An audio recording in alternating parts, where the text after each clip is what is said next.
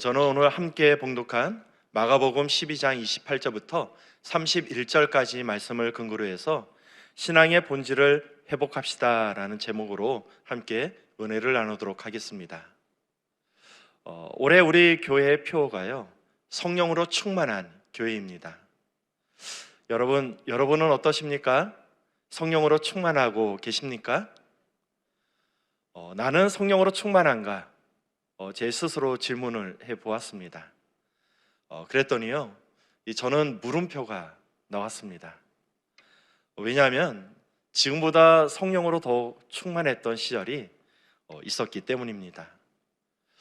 여러분 삶 가운데 언제가 성령으로 가장 충만했었나요? 저는 생각을 해보니까요, 예수님을 처음 만났던 이 초신자 때가 성령으로 가장 충만했었던 시절이었던 것 같습니다. 그때는요, 예배가 왜 그렇게 사모가 되었던지요, 예배 시간이 가까워지면은 막 심장이 두근거렸습니다. 그리고 선포되어지는 말씀이 왜 그렇게 은혜가 되었는지요, 그야말로 꿀송이처럼 달았습니다. 이 찬양을 부르다가 눈물을 흘리기도 했고요, 기도할 때는 진짜 하나님께서 바로 옆에 계신 것 같은 그런 느낌을 가지기도 했습니다.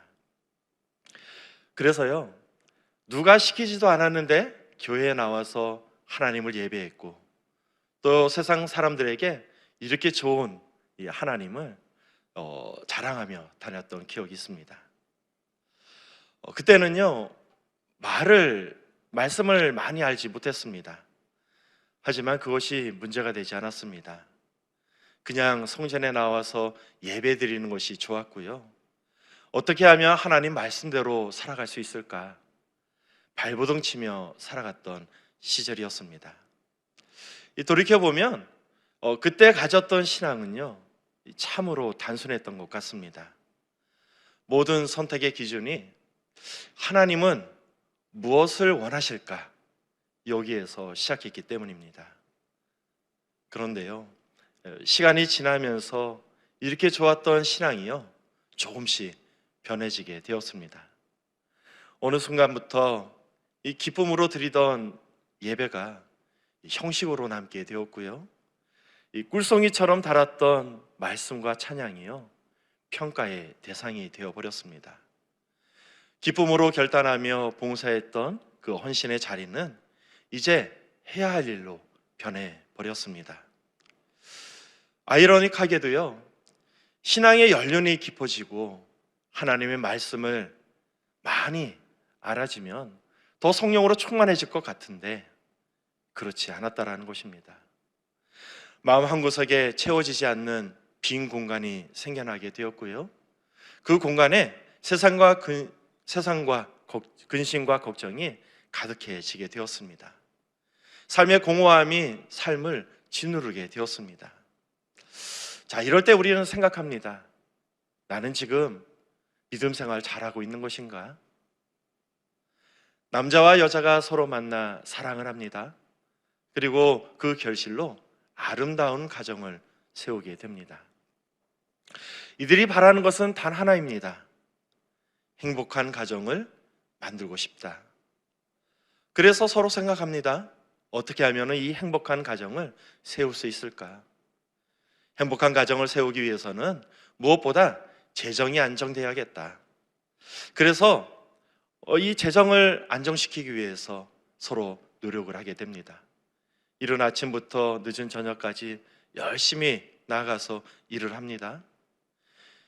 행복한 미래를 위해서 오늘을 포기하는 것입니다. 더 안정된 삶을 위해서, 더 행복한 미래를 위해서 열심히 일을 하게 되는 것입니다. 그것은요, 가족을 위한 선택이었습니다. 또 행복한 가정을 이루기 위한 최선이라 생각을 했습니다. 그런데요, 이러한 생각은 시간이 지나면서 조금씩 무너지게 됩니다.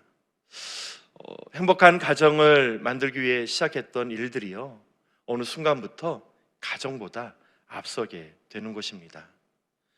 이 바쁜 삶을 살아가다 보니 부부가 함께하는 시간이 줄어들게 됩니다. 삶이 피곤하다 보니 서로 대화하는 시간이 줄어들게 됩니다. 이러는 사이에 서로의 마음은 점점 멀어지게 되고요. 갈등의 골은 점점 깊어지게 됩니다. 사랑하는 성도 여러분, 이 가정 무엇이 문제일까요? 서로가 서로를 사랑하지 않아서가 아닙니다. 게을러서도 아닙니다. 행복한 가정을 만들고 싶었지만 그 방향이 잘못되다 보니까 서로 어긋나 버린 것입니다. 우리의 신앙도 마찬가지입니다. 처음에는 하나님을 사랑하는 마음으로 예배를 드리고 찬양을 하고 봉사를 시작합니다. 그러면서 생각을 하게 됩니다. 어떻게 하면은 더 좋은 예배를 드릴 수 있을까? 어떻게 하면 더 은혜로운 찬양을 부를 수 있을까? 어떻게 하면 더 완벽한 봉사를 할 수 있을까? 이러한 생각은 하나님을 향해 있던 우리의 시선을 조금씩 옮겨놓게 됩니다. 그리고 이렇게 시간이 흘러가다 보면은요, 예배는 형식만 남게 되고 또 봉사는 타성에 물들게 되는 것입니다. 오직 하나님만 바라보던 그 순수한 마음은 사라지게 되고요, 화려한 겉모습만 남게 되는 것입니다. 바로 이러한 시점에서요, 한 서기관이 예수님께 나와 질문을 하고 있습니다. 예수님, 모든 계명 중에 가장 첫째 되는 계명은 무엇입니까? 예수님께 질문했던 서기관 마태와 누가는요, 이 서기관이 율법학자라 말하고 있습니다. 율법학자, 모세 오경을 연구했던 사람이고요, 또 율법을 해석해서 사람들에게 하나님의 말씀을 가르쳐 준 사람입니다. 즉 말씀에 능통했던 사람이었고요, 하나님 말씀대로 살려고 노력했던 사람이었습니다. 여러분, 그는 왜 율법학자가 되었을까요? 성경에는 나와 있지 않습니다. 저는 왜 이 사람이 율법학자가 되었을까 한번 고민을 해보았는데요, 이런 생각이 들었습니다. 하나님을 더 잘 섬기고 싶어서, 하나님의 거룩한 백성으로 살아가고 싶어서, 그래서 하나님의 말씀을 연구하고 또 가르치며 삶을 살아갔던 것 아닐까요? 여러분, 그에게 있어서 율법이란 하나님을 사랑하는 방법이었습니다. 이 또한 이 하나님과 함께 할 수 있는 길이라 생각했습니다. 그런데요, 시간이 지나면서 이 하나님을 향했던 그 신앙은요, 일과 판단으로 바뀌게 되었습니다. 율법을 지키면 지킬수록 그 마음속에 하나님의 사랑이 심어진 것이 아니라, 하나님의 은혜가 충만해진 것이 아니라, 믿음이 자라난 것이 아니라 상대방에 대한 평가와 판단이 자라나게 된 것입니다. 아이고, 저러니 하나님께 혼나지, 말세다 말세야, 하나님 보시기에 얼마나 악한 세상인가. 어느 순간부터요, 하나님이 보이지가 않습니다. 대신 그 자리에 판단과 평가만 남게 됩니다. 처음에는 하나님을 사랑해서 하나님을 더 잘 섬기기 위해서 하나님의 말씀을 연구하고 또 가르치며 배우며 살아왔는데, 시간이 지나면서 하나님은 사라지고 그 자리에 율법만 남게 된 것입니다. 그리고 마음 한켠에는요, 채워도 채워지지 않는 빈 공간이 생겨나게 되었습니다.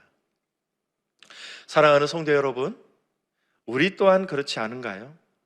신앙의 연륜이 깊어지면 깊어질수록, 하나님을 더욱더 알아가면 알아갈수록 하나님의 사랑이 우리 마음 가운데 넘쳐나고, 하나님의 은혜가 우리 삶 가운데 넘쳐나는 것이 아니라 우리 마음 한켠에는요, 채워지지 않는 빈 공간이 생겨나게 됩니다. 아무리 예배를 드려도 채워지지 않고, 아무리 열심히 기도해도 채워지지 않는 빈 공간이 생겨나게 되는 것입니다. 자, 그렇다면 우리는 이렇게 생긴 빈 공간을 어떻게 하면 채울 수 있는 것일까요? 오늘 말씀을 통해서 함께 알아보도록 하겠습니다. 첫 번째 살펴볼 말씀인데요. 하나님만 바라봐야 합니다. 사람들은 자주 다니는 길을 갈 때는요, 내비게이션을 틀어놓지 않고 그냥 갑니다. 왜냐하면 이 길은 내가 너무나도 잘 아는 길이라 생각하기 때문입니다. 그런데요, 바로 그런 생각 때문에 우리는 종종 엉뚱한 곳에 도착하기도 합니다. 며칠 전에 저희가 이사를 했습니다. 이사한 집은요, 지금 살고 있는 집에서 그렇게 멀지 않는 곳에 있습니다. 그곳은요, 저희가 그곳에 살기 전에 이전에 살았던 동네였습니다. 너무나도 익숙한 곳이었습니다. 이사를 하고 나서 혹시나 엉뚱하게 길을 갈까 염려가 되어서요, 사역을 마치고 집으로 돌아갈 때 내비게이션에다가 주소를 입력하고 제가 길을 떠나게 되었습니다. 그런데요, 막상 도착하고 나니까 예전에 살던 집으로 도착하게 되었습니다. 여러분, 무엇이 문제였을까요? 내비게이션이 고장난 것이 아니었습니다. 처음부터 주소를 잘 입력했었고요, 내비게이션은 처음부터 길을 잘 안내하고 있었습니다. 문제는요, 제가 너무나도 익숙한 길이다 보니까 내비게이션은 틀어놓고서도 그 길을 안내받지 않았다라는 것입니다. 사랑하는 성도 여러분, 원하는 목적지에 가기 위해서는요, 내 생각, 내 경험이 중요한 것이 아닙니다. 하나님의 인도하심을 받아야 하는 것입니다. 하나님의 인도하심에 귀를 기울이고요, 또 그 길을 따라가야 우리가 안전한 길을 갈 수 있게 되는 것입니다. 사도 바울은 누구보다도 하나님을 사랑했던 사람이었습니다. 진심으로 하나님을 사랑했고 또 진심으로 하나님을 따랐던 사람이었습니다. 그는 뜨거운 열정을 가지고 있던 사람이었고요, 그래서 언제나 최선을 다하는 사람이었습니다. 그런데요, 그의 열심은 예수님을 향해 있지 않았습니다. 왜냐하면 예수님이란 어떤 분인지 알지 못했기 때문입니다. 하나님의 아들이라 말하는 예수님, 또 그를 추종하는 그리스도인들, 사도 바울이 보기에는요, 그것은 신성 모독이었습니다. 그래서 사도 바울은요, 예수님을 추종하는 자들을 찾아가 그들을 핍박하게 되었습니다. 문제는요, 그에게 열정이 없어서가 아니었습니다. 하나님에 대한 사랑하는 마음이 없어서가 아니었습니다. 예수님을 알지 못했기 때문에 그 열심의 방향이 잘못되어 있었던 것입니다. 그런 사도 바울이요, 다메섹 도상에서 예수님을 만나게 됩니다. 그리고 그 만남을 통해서 이 사도 바울의 신앙은 다시 새롭게 정립되게 됩니다. 예수님을 핍박했던 그 열심은 이제 예수님을 전하는 열심으로 바뀌게 되었고요, 사람을 해치는 그 열심이 사람을 살리는 열심으로 변화되게 되었습니다. 사랑하는 성도 여러분, 우리가 성령으로 충만했던 그 시절로 돌아가기 위해서 우리가 해야 할 일은요, 무언가를 더하는 것이 아닙니다. 우리의 시선을 하나님께로 옮기는 것이 중요한 것입니다. 이제 겉으로 보여주는 모습이 아니라 온전히 하나님만 바라보며 나아가는 저와 여러분 되시기를 주님의 이름으로 축복드리겠습니다. 그래서 예수님께서는요, 율법학자에게 이렇게 말씀을 주십니다. 마가복음 12장 30절 말씀입니다. 내 마음을 다하고 목숨을 다하고 뜻을 다하고 힘을 다하여 주 너의 하나님을 사랑하라. 아멘. 이 말씀은요, 무엇이 부족하니까 그 무엇을 채워라 말씀을 하시는 것이 아닙니다. 율법으로 향해 있던 내 시선을 이제 온전히 하나님께로 돌려라 말씀을 주시는 것입니다. 사랑하는 성도 여러분, 이제 우리의 시선을 하나님께로 다시 돌려야 합니다. 겉으로 보여지는 모습이 아니라 하나님을 처음 만났던 그 초심으로 돌아가야 하는 것입니다. 이와 같이 온전히 하나님을 바라보며 나아갈 때 우리는 성령으로 충만한 삶을 살아가게 되는 줄 믿습니다. 자, 그렇다면 한 걸음 더 들어가서요, 어떻게 하면 하나님만 온전히 바라보며 살아갈 수 있는 것일까요? 두 번째 살펴볼 말씀인데요, 모든 일에 하나님을 의식하며 살아야 합니다. 요셉이 보디발의 집에서 살아갈 때 이야기입니다. 평소 보디발의 아내는요, 요셉을 흠모했습니다. 그래서 시간만 나면은 이 보디발의 아내가 요셉을 유혹했는데요, 그러던 어느 날이었습니다. 요셉과 보디발의 아내 단 둘이 있는 상황이 있게 되었습니다. 자, 그러자 보디발의 아내가 요셉을 유혹하게 됩니다. 창세기 39장 11절부터 12절 상반절 말씀입니다. 그러할 때 요셉이 그의 일을 하러 그 집에 들어갔더니 그 집 사람들은 하나도 거기에 없었더라. 그 여인이 그의 옷을 잡고 이르되 나와 동침하자.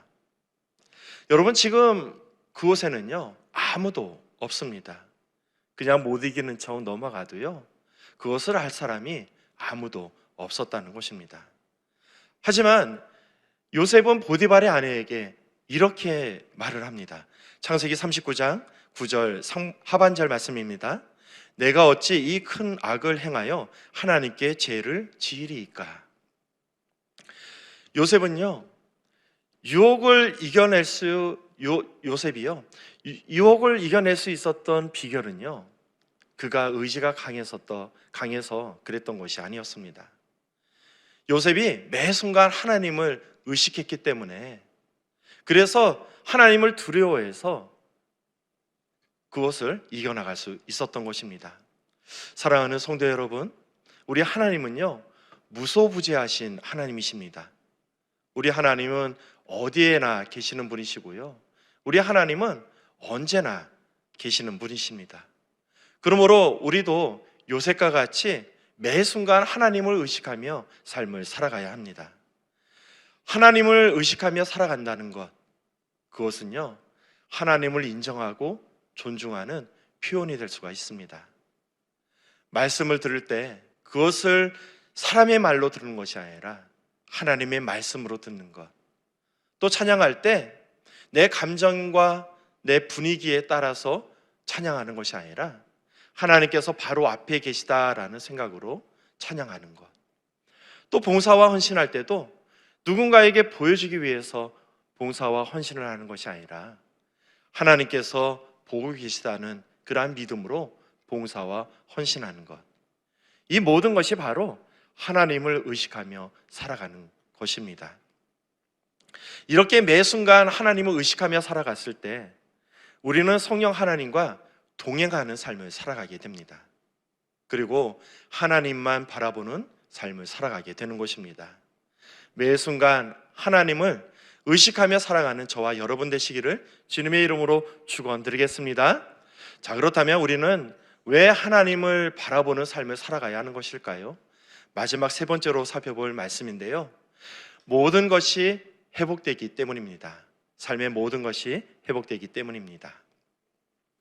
오늘 서기관은요, 예수님께 나아갈 때 모든 계명 중에 가장 첫째 되는 계명이 무엇인가 물어보았습니다.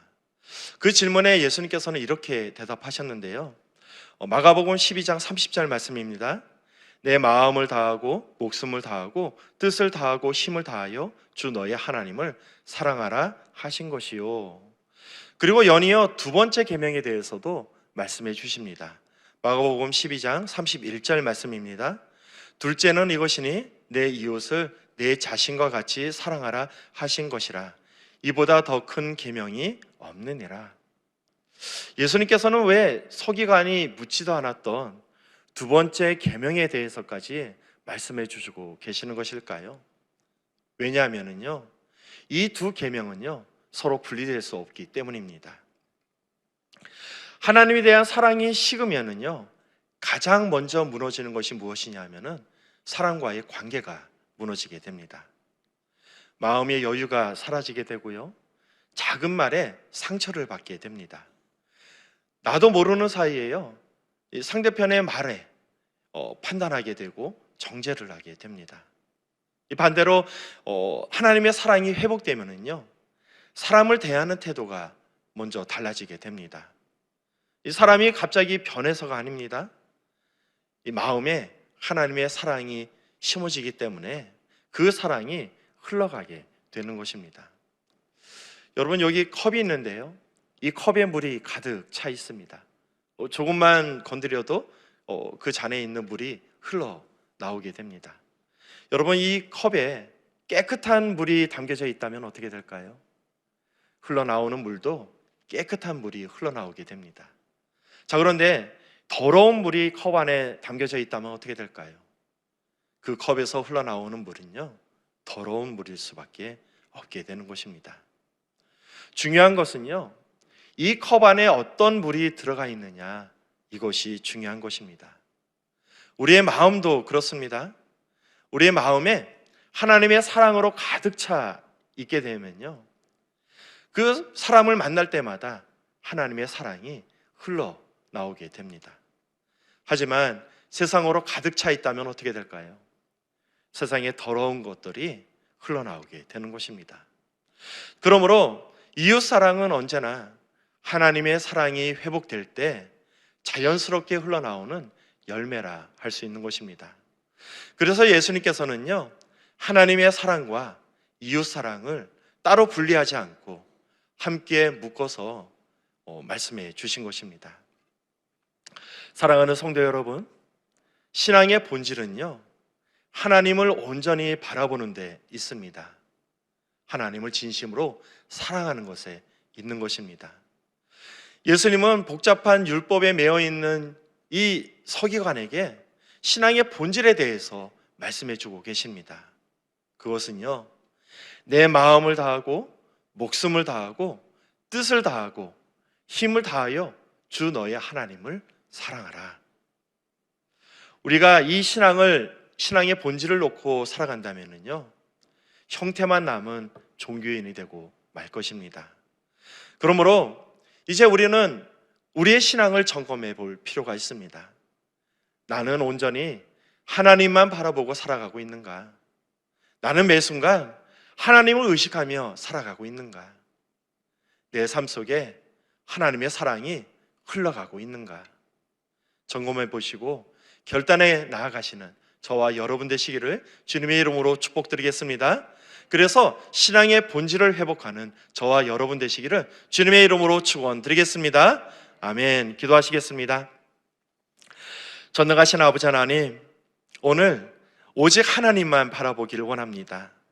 우리의 시선을 하나님께로 바꿔주시고 오직 하나님만 바라보며 삶을 살아갈 수 있도록 인도하여 주시옵소서. 우리 하나님을 처음 만났던 그 첫사랑이 회복되기를 원합니다. 아버지 하나님, 간절히 원하오니 우리 삶을 축복하여 주시고 매일같이 우리 하나님 은혜 가운데 삶을 살아갈 수 있도록 인도하여 주시옵소서. 너희는 빛이니 세상의 빛이 되어라 말씀을 주셨습니다. 아버지 하나님, 세상의 빛과 소금으로 삶을 살아가는 우리가 되게 도와주시고 우리의 삶을 통하여 하나님의 나라가 이루어지는 귀한 역사가 임하게 도와주시옵소서. 오늘도 귀한 예물을 가지고 나온 우리 성도님들 계십니다. 아버지 하나님, 각종 예물 올려드린 손길마다 기억하여 주셔서 하나님의 큰 축복이 임하게 도와주시고 오늘도 새벽을 깨워 우리 하나님을 예배한 모든 성도님들 하나님의 큰 축복이 임할 수 있도록 인도하여 주시옵소서. 아버지 하나님의 풍성한 은혜 가운데 오늘 하루도 살아가게 도와주시고 성령으로 충만한 삶을 살아가는 우리가 되게 도와주시옵소서. 모든 기도 우리 구주 예수 그리스도의 이름으로 기도리옵나이다. 아멘. 하늘에 계신 우리 아버지여, 이름이 거룩히 여김을 받으시오며 나라가 임하시오며 뜻이 하늘에서 이루어진 것 같이 땅에서도 이루어지이다. 오늘 우리에게 일용할 양식을 주시옵고 우리가 우리에게 죄 지은 자를 사하여 준 것 같이 우리의 죄를 사하여 주시옵고 우리를 시험에 들게 하지 마시옵고 다만 악에서 구하시옵소서. 나라와 권세와 영광이 아버지께 영원히 싸움나이다. 아멘. 귀한 말씀 허락하신 우리 하나님께 영광의 박수 올려드리겠습니다. 자, 이 시간 우리 기도하는 시간입니다. 먼저 나라와 민족을 위해서 함께 기도해 주시고 우리 여의도 순복음교회와 또 우리 교단을 이끌어 가시는 이영훈 대표 총회장님 귀한 사역을 위해서 함께 기도해 주시기 바랍니다. 또한 우리 여의도 순복음 분당교회와 우리 교회를 이끌어 가시는 황선욱 담임 목사님 귀한 사역을 위해서 함께 기도해 주시기 바랍니다. 우리 담임 목사님께서 지금 한반도 평화를 위한 한미 지도자 기도회를 준비하시러 또 미국에서 사역을 하고 계십니다. 준비위원장으로 섬기고 계시는데요, 우리 담임 목사님 사역을 위해서 함께 기도하도록 하겠습니다. 또 교회 재직들과 또 주의 종들과 선교지에서 열심히 선교 사역을 감당하고 계시는 선교사님들을 위해서 또 오늘 선포되어진 말씀을 마음에 새기시면서 우리 주여 삼창하시고 뜨겁게 기도하도록 하겠습니다. 주여, 주여, 주여.